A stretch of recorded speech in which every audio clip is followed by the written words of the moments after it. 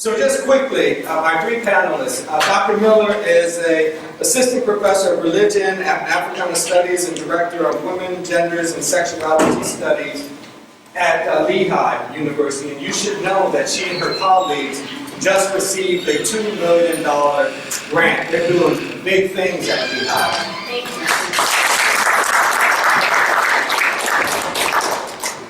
you. Next is Jason Jeffries. He's one of my PhD students here at Wright University, doing work in the nature and meaning of African American religion, revolving around the body. How does the body figure into what we mean by Black religion? And in particular, what does body modification, tattooing mean in terms of Black religion? And you should know that just a few days ago, Jason's dissertation proposal was approved. So he is...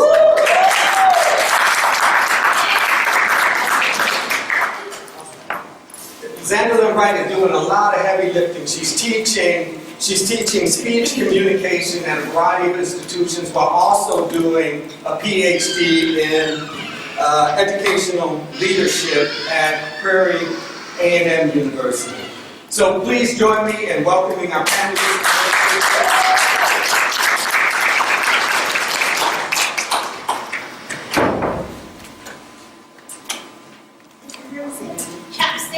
Good morning. Good morning. Thank you so much, Dr. Pinn, for that lovely introduction. It's really good to be here with you all today. And so a very brief but important shout out to everyone who made this conference possible and for all of you for traveling and journeying out to hear what we have to say and to learn with and from each other. I'm going to jump right in. This is a sort of an amalgamation of some of the ideas that I've been fortunate to cultivate with respects to hip-hop and religion, especially thanks to Dr. Pinn, who has pushed me by way of theory, method, and data.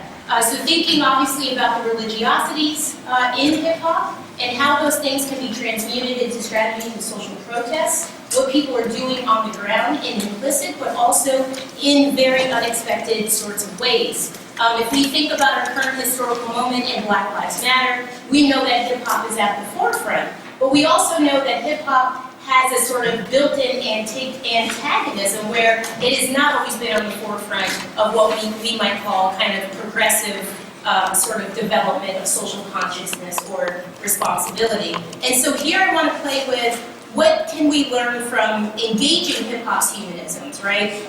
Poetic justice and injustices of the sacred or sacrality. So what does it mean to think about hip-hop's humanism as a way to sort of engage the lessons learned from hip-hop as a way to then engage the broader purview of social justice? And I do hope that we have a chance to talk about what social justice means, because for me, it means everything and sort of nothing at the same time by way of the ways in which different groups and individuals use it. The current moment of Black social protest is taking on very creative shapes of doing movement work, or what does it mean to be on the move, and what does it mean to sort of speak truth to power, again, both explicitly and in more subtle ways. As members of Black Lives Matter say, this is not your grandmama's movement, right? They keep reminding us of that, and I love it because it's the women of color, but it's also our women of color who fall on the LGBTQ spectrum that are reminding us that this is not a bow tie brotherhood movement, this is not a pass the collection plate movement, and this is not your grandmother's movement. Strategies are not made clear or perhaps desired. Antagonism and political differences are seemingly allowed all and at once at the same time, and the identities that make up many of those on the front lines for the struggle for justice, so again, our current moment of Black Lives Matter in particular, all of that together reveal what histories of amnesia have far too often concealed, and that concealing of the identities specific to sexual difference, religious difference, secular humanist thought, and an anti-politic of respectability as a strategy that comes out of expressive culture and culture more generally, cultural production. The current play with time and space and travel for the acquiring of Black legibility takes on many modes. Obviously, it's front lines, it's, hold your card in the air, right? It's your fist and all of those aspects, but it's also very cosmological if we think about the rhetoric that is used. It's also digital, and it plays with the always in process and motion kind of flow that is very hard to domesticate. It's hard to make it dogmatic. It's hard to tame. So there's new modes, new methods, new models, but we're still dealing with very old problems. And so here's this moment, as we'll see that hip-hop also picks up and travels with and plays on, this moment of having, okay, now go out into the world. You really kind of have nowhere to go, right? But in having nowhere to go, Black folk, historically, there's been this dexterity of creative ingenuity where they seemingly always know where to go, a K-N-O-W. While there's nowhere to go, they still kind of know where to go. We may not have a space, but we'll go up to the front lines, we'll go to Ferguson, and we'll even scale a flagpole if we have to. This is just a kind of shout out. I can't talk about hip hop without talking about 5%ers and Black Islam's Clarence 13X and Fark Muhammad, of which hip hop borrows so much from. So Canaan Land and the spirituals, but also with the rhetorical dexterity that Black Islams provide for hip hop, which create a kind of subversive technology of protest, but also a way of remaining underground, right? You don't want to reveal all your skill and all your strategies kind of at once. And to take you through a few more examples, this is another, I think, very creative and brilliant way of reminding the present moment of the past and not allowing Black bodies to die, even if we have to resurrect them holographically. You can kill our bodies, but you can't kill the soul, right? You can think of J. Cole, right? Like, look, you can kill, and Kendrick Lamar's all right, like God got our back, right? Which has become the kind of anthem, the slogan, the theme song of Black Lives Matter. So this is this kind of omniscient moment whereby technology is providing this mode and means of Blackness will not die, our humanity will not be denied, and we'll keep coming back to haunt. It is a digital, technological sort of haunting, and just a reminder that there's new ways of doing that. Kanye West, his omnipresence with New Slaves, we're on the same album. He says it's a God and a slave at the same time. He's a brilliant hip-hop Hegelian, if we're going to use more academic terms, right? He's saying that, look, problems don't end when you have money, problems don't end when you reach the top, right? Slaves can still be gods, but gods will always be slaves in many regards. This moment of Jay-Z in the gallery when he's doing Picasso Baby, Marina Abramovich, who's been hailed as the mother of performance art, he takes her and, he kind of re-performs her artist as present to force Black recognition in that space. And so, if we think of what's happening here, it's a confronting of power, creating allies via art, disruption of pathologies of cultural depravity. Rap music is not just rap music, it is art and it's performance, and the body is very much there. And that the old white gods can now be reclaimed in Black bodies. I'm the new Picasso. And so, these pictures here shows distance, right? The distance that all of these social arrangements create in society, the coming closer. Maybe perhaps there in the bottom left, Abramovich still feeling like she has power over, I allow you to sample my art. Now you're going to re-perform my work, right? So this kind of politic of sampling and this face-to-face moment of we will not back down, we will not die. And just, to point out the gender and the sexuality, not all the gods are men, right? In hip-hop's high priestess, they're reminding us of this sort of moment. This is the kind of contestation of Black social protests that I think a certain kind of amnesia that's connected to a politics of Black respectability, which has prevented a sort of discussion, right, about those who have been sort of concealed in favor of and trading out for a more homogenous, neat, tidy narrative of what Black radicalism or Black progressive thought looks like. And obviously, as we know how the story goes, Nikki took a lot of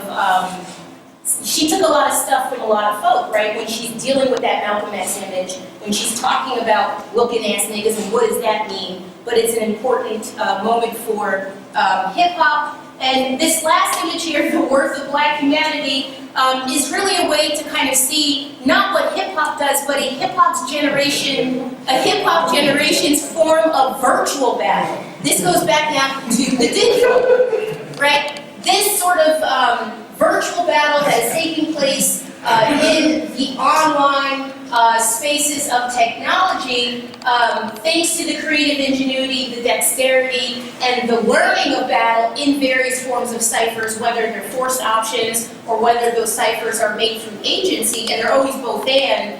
Thanks to the hip-hop generation's ingenuity and creativity, they've created very witty strategies, right, to create visuals of social protest. And I think this image is very powerful in reminding the world that, well, you know, Black Twitter is a real thing, and we have power, and hip-hop is also very much behind that as well. And obviously, we know that the hashtag is the new shout-out and way to do that, this kind of new form of communication. The juxtaposition here deals with technology, but it also deals with the complexity of our current moment in terms of a hip-hop generation's practice, right, of activism. That activism looks very different, that the march looks very different now, that the march is not the march, but it's a suspension upwards. And here we have Bree Newsom scaling the pole to take down the flag, and here Kendrick Lamar and Wright dealing with very, very, very real aspects, right? Very real aspects of suspension. What does it mean for Black bodies to be on the ground and to be killed and hunted, but also when you try to suspend yourself? And remember, Bree doesn't, right, she's not getting tased because there's a white gentleman who's sort of helping her, right? He reminds the authorities that if you tase me, if you tase her, I'm getting tased, right? So it's still that kind of old God sort of protection there. And the All Right video for Kendrick Lamar is just absolutely brilliant because of the way that he uses Black travel and mobility. So it is a sort of both and. It's you got us and you can't contain us at the same time. And this is one of Dr. Pinn's former PhD students who tried to do something by way of allyship. We talk a lot about where are the white folk at when it comes to racial justice and anti-Black racism. Dr. Christopher Driscoll, who is at Lehigh University, graduated last year, Dr. Pinn. So another one of Dr. Pinn's PhD students, now in a faculty role at Lehigh, decided that he would play with hip-hop, right? Obviously playing off of the 10 Crack Commandments, he would play off of hip-hop to write what he was calling a 10 Cracker Commandment for whites, about how white folks should be participating in Black Lives Matter, right? How they can participate, and kind of giving it a sort of a starting point, a bullet point. And this caused just a viral reaction that honestly still has not ended. It still has not stopped. And the reason why I think this is really important to think about is because old problems, the old gods, whether it's white supremacy, homophobia, patriarchy, transphobia, classism, whatever those social ills are, we can think of a million things to put in those categories. Old gods, old problems die very hard. There's more work to do, more allies are needed, but the scary optics of this for me, what this speaks to me in terms of a more sort of cosmological optic oriented perspective and narrative is that the world is more afraid of naming whiteness, right? More afraid of naming whiteness than it is all of these creative strategies that black bodies, brown bodies, white folk, and folk across spectrums of identity and difference have been doing. That this is more dangerous than a Bree Newsom climbing the pole. That you can talk about Black lives and you can talk about what hip-hop is doing and J. Cole's on the ground in Ferguson, but when you have a white professor naming whiteness and talking about whiteness, the relationship of whiteness to Black bodies, Black culture, Black reality, life options, and or the protraction of life options, this is the danger. It's almost as if when we say, we reflect on Malcolm, right? Why was Malcolm dangerous? Because when you talk about the economy of capitalism, you're dangerous. Or when did Martin Luther King become dangerous, right? Like we talk and we ask questions and we take stock of those things. And something about this created a viral feedback loop that has not ended. And so on that note, thank you. Well, today during my time, I would like to just talk about how hip hop and humanism should have a conversation, and also what hip hop can do to both enhance humanism's aim towards social justice and make a case that there should be a strategic planning for issues of social justice. I think it's pretty widely accepted now that race is a social construct, and that groups are described as different in ways in which allows dominant cultures, or the dominant parts of society, to treat them, or at least justify the mistreatment of them. Race is often used to justify reasons for violence and dehumanization for particular groups. And it's resulted in many social and economic disparities around the world, and also, especially, which I think is my concern right now, is across the United States. If humanism is to be true and accountable to what it claims are its principles, then humanists are accountable and responsible for human conditions and the correction of human conditions are the responsibility of human beings. Humanists should work to develop strategies that improve social and political and economic conditions for all, especially those who suffer under the weight of racism.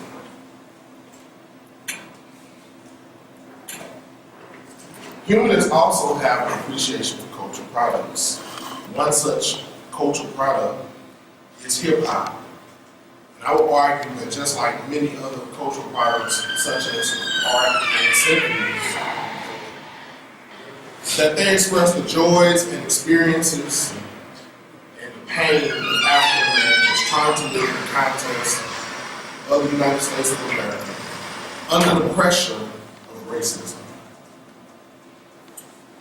Hip hop expresses the frustrations, the joys, and the pains, and the attention to everyday life and its pleasures and its tragedies. And this is important material for humanists to listen to if we are serious about issues of social justice. One obstacle that hip hop has been has to overcome, or one obstacle that we have to overcome in order to foster this conversation between hip hop and humanists is sort of the critique of its glorification of violence, its glorification of drug usage, so on and so forth. And I would argue that just like there isn't one humanist, one group of humanists, there are varieties of groups and types, that there are also varieties and groups of hip hop. And not only that, that the same people who can speak positively can also speak negatively. The same humans that can do good can also do harm. And hip hop does not, hip hop reflects the full diversity in human beings. But why should humanism and hip hop talk? I would argue that there are several reasons that they should have a conversation, several commonalities. One being that both hip hop and humanism are largely concerned with this world. Even as Dr. Miller talks about the use of religious language in her presentation that hip hop uses, often that language is used to reflect on what's happening in this world. It's not necessarily an admittance of faith. It's not necessarily evangelical, although there are those streams there. But many times when religious language is used, it often reflects the materiality of the world, the real life world. One example I can think of is a hip hop artist named Game. He talks about, hallelujah, I'm going to step into my Holy Ghost. He's not talking about this thing that, Christianity espouses as sort of the power of God. He's talking about a Rolls Royce family that is the marker of his economic success in this world, where many of his people are subject to extreme poverty. He himself comes out of Compton, California, and talking about his involvement in gang life quite freely. But him being able to say hallelujah and jump into his Holy Ghost signifies that he's made it out of those deplorable conditions. Also, both groups, both hip-hop and humanism, have been marginalized by religious institutions.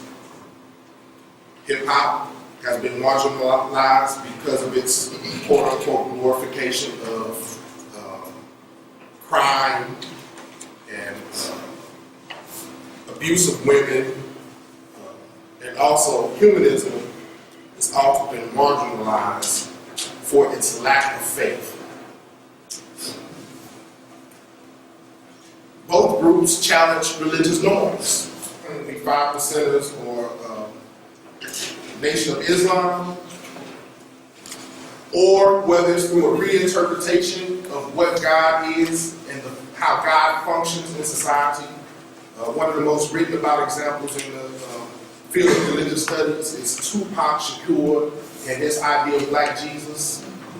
With Tupac, Black Jesus is not the Son of God like in the Christian narrative, but he is the holy saint, the holy patron, or the holy saint for the thugs. And in that sense, Black Jesus understands that you do what you have to do to get by, that you do what you have to do to make it in society, and you won't be condemned to hell. Jesus is there with you. That's the reason that you didn't die when you were doing your dirt in the streets. It's a reinterpretation. It's a challenging of religious norms. And both hip-hop and humanism focus on the everyday life and its rituals, whether that's, so in hip-hop sometimes breakfast in the morning becomes important if you're doing it within the context of people you love and trust and are protecting rituals. The value of hip-hop humanism comes, I argue, in its two of its forms. Both of these forms of hip-hop, progressive rap and what I call reality rap, was better known by society as gangster rap. And I call it reality, well, I'll get to it in a minute. They both describe the conditions created by racism, including discrimination, poverty, social justice, and judicial inequalities. They also provide some strategies, some good, some bad, for listeners in improving and or overcoming their own conditions. Reality rap is a form of rap that provides a critique of society by highlighting the damage that has been done by humans because of capitalist greed and oppression. Now, I call it reality rap because that's what the group who is best known as the founders of this form of rap that's been labeled gangster rap, that's what they call it, NWA. They argue that it's not gangster rap, we're not really gangsters, but what we're doing is telling you the reality of ghetto life in the Compton and Los Angeles area in the late 80s and early 90s. It points out the way in which the system operates on principles that victimize people based on race. It promises resistance to dehumanizing practices, and violence is described in this form of rap music. It's reflective of American society. The ghetto is not the only place that violence occurs. We're not influencing people to be violent. We're just reporting the news. Progressive rap, it provides an interpretation of American society with a constructive It seeks to change the system, and it uses Black history and cultural developments to critique social structures. And it's usually politically aware. And to end, I'll give some examples. I don't have time to play any of these, but some examples of hip-hop music that deals with social issues, and also social justice issues, and also I tried to put songs that are more current. Like one of the critiques of hip-hop now is that it used to be worth something, that it used to espouse values and be socially aware, but now that it's not. So what I did in these examples is I tried to limit some of the songs to the last 5 years, some as late as last year, actually. So this is a myriad of social issues that we should be concerned about: abortion, poverty, unequal justice in the legal system, domestic violence and rape, police brutality and racial profiling, unfair lending practices, capitalism and corporate, all social issues. All extremely important in fighting oppression. All important to the African American.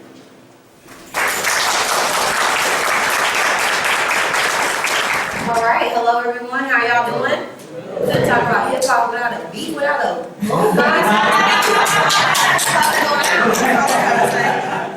All right, so what's interesting about me being on this panel is the fact that I'm not in. Although I'm getting my PhD, this isn't my research area, okay? Although I really do study a lot about secularism, Christian privilege, interfaith dialogues, and things of that sort, especially in historically Black colleges and university environments, and more particularly the Black community.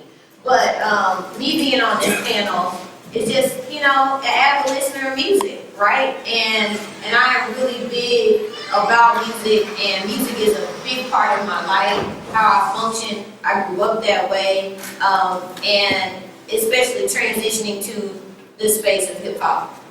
So let's go ahead on and get started. So when you see the word humanism, what types of things do y'all think about? Religion. Atheism. What? Secularism. Okay. So when I think humanism, I think togetherness. All right. I think the betterment of all. I think consideration, like people considering other people. Accommodation. All right. Thinking about all people coming from different spaces. Empathy, concern, coexisting. I really like that little thing that's always out about the coexist with different shapes of different things from different religions and things like that. Absolutely love that. And responsibility. I think that you know, humanism is about saying that, you know, we can do it together. Like, we can take the control of the world, right? And that's the beauty of humanism. So I don't really look at humanism as a complete eradication of religion, but I think it's about saying us as humans, we can control what we're saying, right? And we can take responsibility for what's going on. All right, so when we think hip hop, what do we think? Black, yep. Style, messages, creativity, lyrics, poetry, ghetto, truth, party. Heck yeah. I was one last night. Right? All right, I think loud music. Okay, dance, rap, R&B. You know, sometimes when we think hip hop, we forget about the R&B influences. But that's the main part of it, right? I think derogatory language. I really think Black culture, although it has become, you know, interracial and so, you know, multiracial and things, but it's Black, okay? That's Blackness all the way, all right? I think lifestyle, right? I think popular, and I think always current. Like, hip hop just always stays on trend. It stays up to date. The lyrics match what is happening going on, right? So like Instagram is a really big thing, so a lot of rap artists are gonna come out and be just like, you know, I love the gram, right? It's gonna come out like that. Alright, so I think, you know, think of these little pictures, right? You know, you think of like, you got graffiti, you think dance, all of those types of things, okay? So the thing is, what I think that in the humanist conversation, what we have to remember, especially when it comes about talking about hip hop, is about humanism. We keep forgetting that I think it's about the overall human experience, right?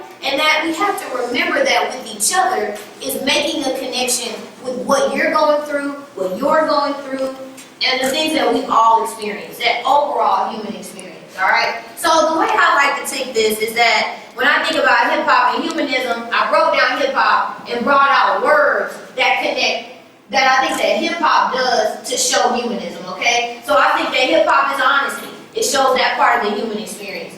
It shows intensity, right? It shows the pressures of life. It shows hope. It shows optimism. Actually, I changed that to outspoken optimism. And the last P for power, all right? So, I'm going to give some music examples because these are my jams, all right? And it's about jamming these days, okay? So, I think honesty for sure has to happen. And some of these artists, you know, they're kind of brutally honest, uncomfortably honest, I might add. So could you imagine just walking up to somebody and being like, this is what I did last night?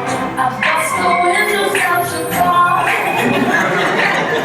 and how it didn't make my broken heart. You know, sometimes you gotta bust the windows. You know, I also think that one of my favorite hip hop artists, and this is ridiculous because I really am a conscious person, but I love Fetty Wap. Like, he just jams, okay? So this is my ultimate jam. Every time I go out, I want to hear this song. Okay, this song was an absolute hit. It's called Trap Queen. And he's honest. He's just saying, I want somebody to help me cook drugs.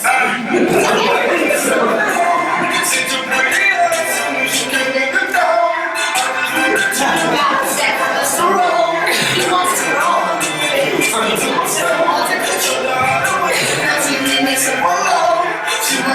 And here's the interesting part when you think about songs like that, is like, you know, we like to say, you know, like what Jason was bringing up about how some of these artists, you know, it may not be as conscious as maybe as it started off. But the thing is, in the end, that song jams. It's ridiculous, it's pointless, it actually makes you feel dumber. But when I tell you I'm jammed, what? I be like, oh! I mean, take care, okay? So honesty, alright? I think intensity, okay? So of course I gotta, you know, throw a little Jay-Z in there, right?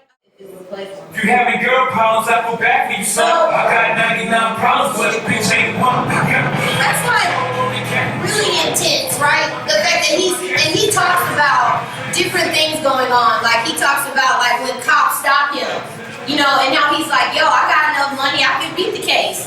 You know, just different things, and it's intensity. It's like, yo, I got all these problems, but a bitch ain't one of them. Like, I could care less about these girls. Like, all right, it's intensity.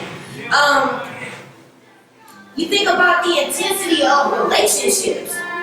I mean, this particular song was a really major hit with Eminem and Rihanna, and it talks about love the way you lie.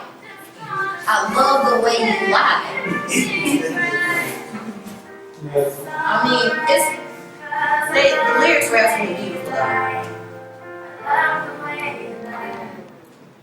I can't tell you what it really is. I can only tell you what it feels like. Right now, it's still night in my windpipe. I can't breathe, but I still fight. While I can't fight, as long as the ball feels right, it's like I'm in flight. High off of love, drunk on my hate. See, high off of love, drunk on my hate. I mean, it's like, that's a lot of intense feelings right there, okay? Alright, I think about the pressures of life, okay? So, you got an artist, J. Cole. And this particular song is called Lost Ones. It's one of my favorite jams with J. Cole. And he talks about how he got a girl pregnant.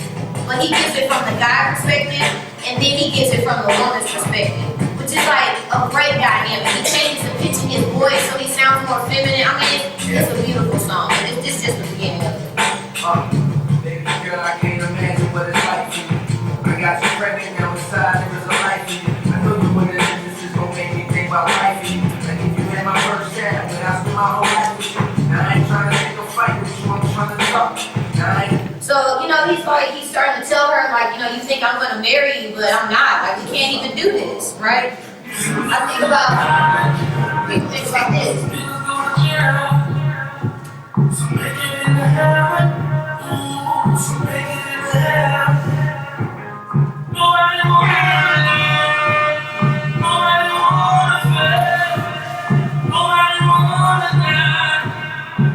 If you pressured. You don't know what to do with your life. You think about people like Mr. Probs and T.I. and Chris Brown did this song called Waves. That's what this song is. So it's talking about, my feet I'm drowning here. And it talks about those different things. Mine got me staring in the eye of fire. Sometimes I don't know if I'm a drown fly. Heart so. And so you look at these things like this is all the human experience. I think about hope. Alright? I love Janae Aiko. She really brings in a lot of really interesting pieces in her music. And I listen to this all the time as a source of motivation. In this particular song, she talks about how there's no end, there's no beginning. It's just we're all in this flow doing it. We're just all here trying to make it happen.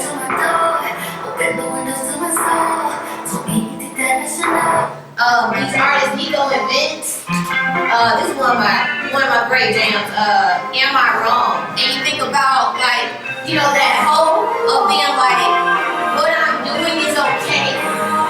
Is it okay? Thinking of the box from where I stay. Am I wrong? Saying I chose another way. So it's like, we're putting it all out here. I think outspoken. Alright? Of course you gotta talk about pop. We have to. And he's in this particular song with changes, he's like, yo, we're not doing enough. We're not doing it. We need to watch what we eat. We need to watch what we do. I'm not seeing change. I see no change. Wake up in the morning and I ask myself. It's like fuck another shot, blast myself.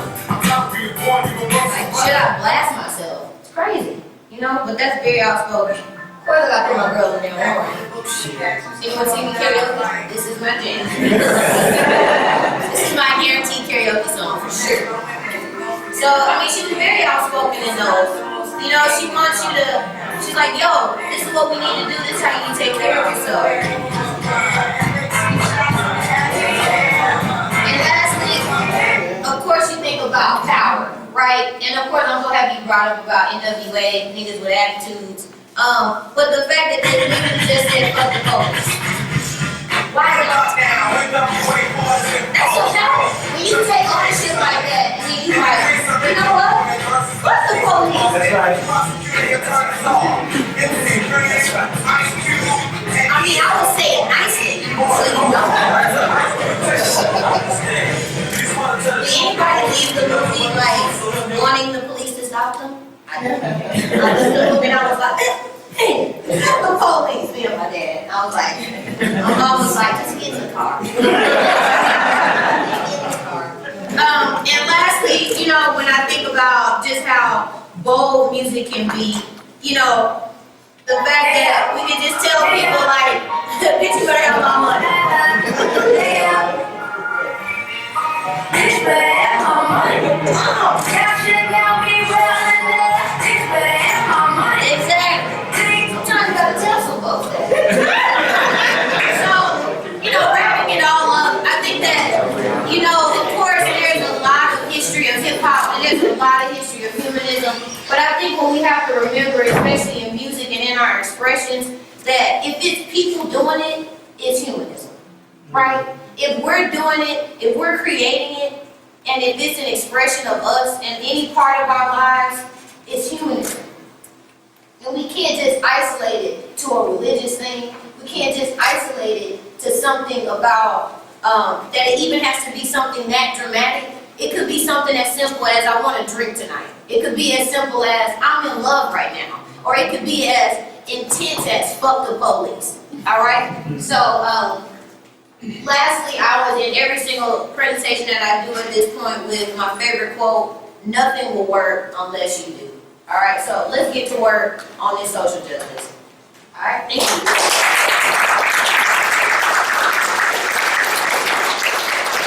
It's interesting that hip-hop in these presentations sort of functions at the center of gravity, right? So it's almost as if hip-hop does have something to kind of teach humanism. The kind of the contours of it, the look of it, the style of it.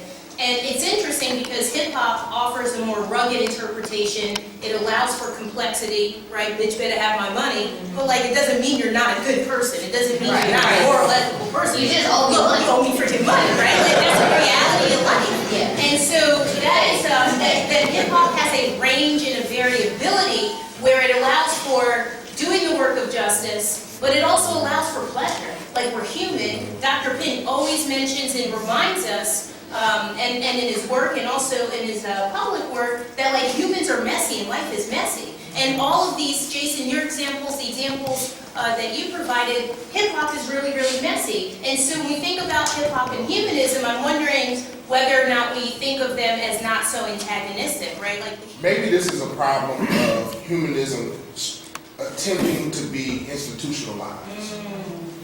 When it's not institutionalized, there is room for varying degrees and interpretations of what humanism is.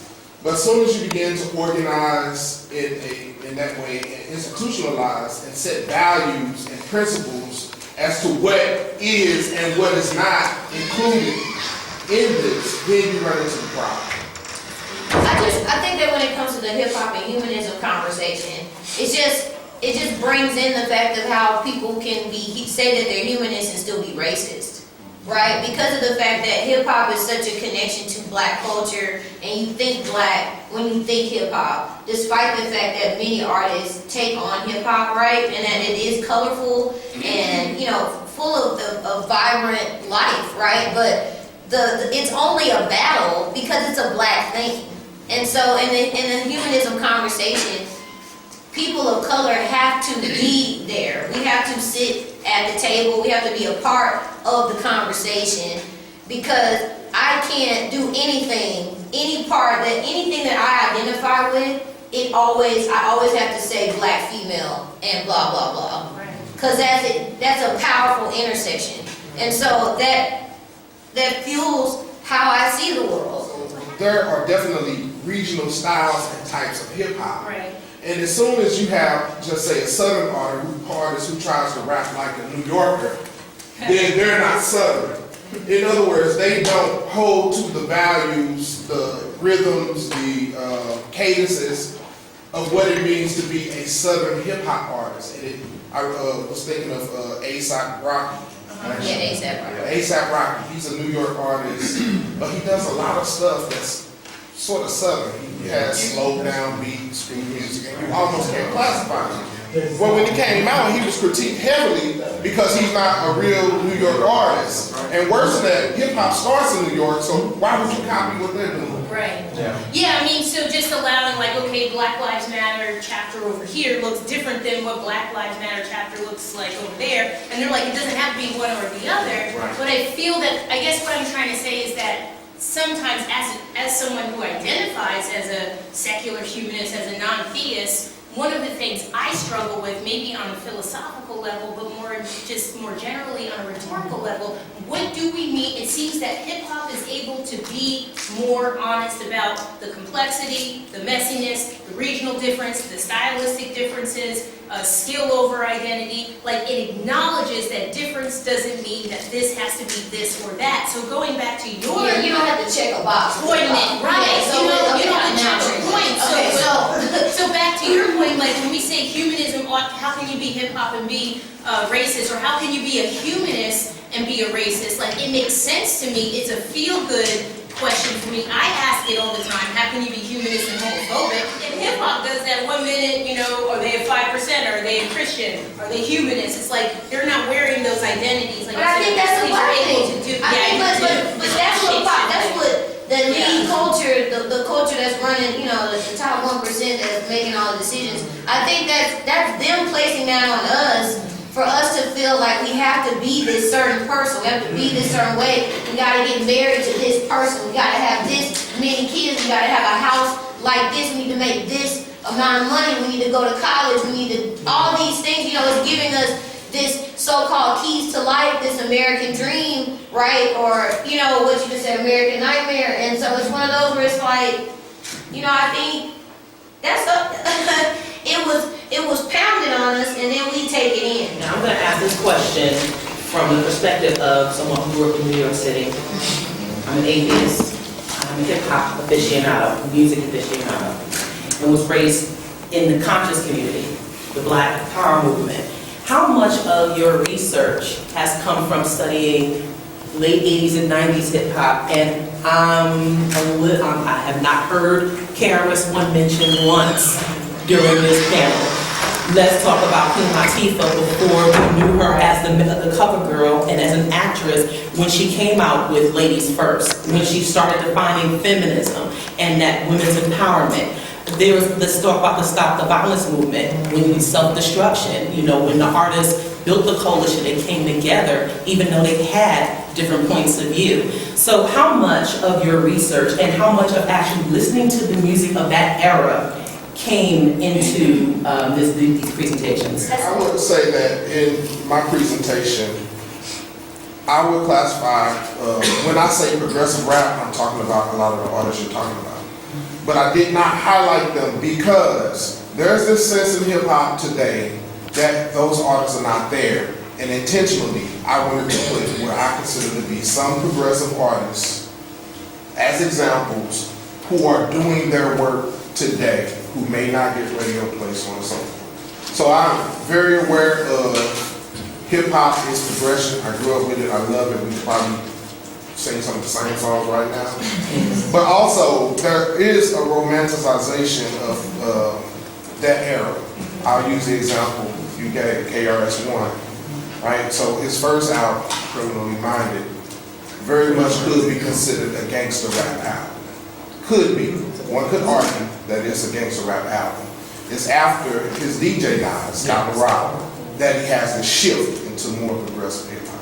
So that even there's still that complexity that she talks about.